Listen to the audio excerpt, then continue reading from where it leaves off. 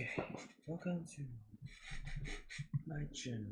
And so, if you're enrolling in the ROS2 course, there's a task where you have to add a can on your robot.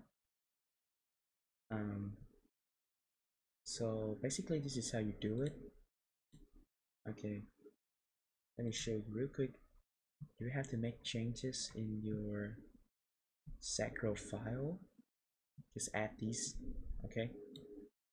Okay, just copy what I wrote here.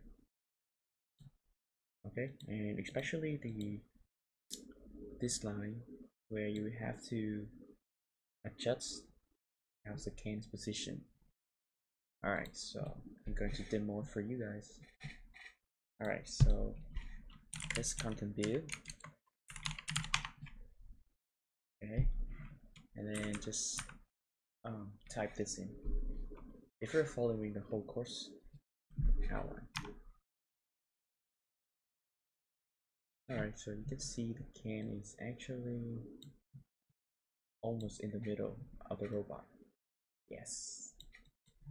Yeah, it looks kind of nice to me. Okay. Alright, thanks for watching.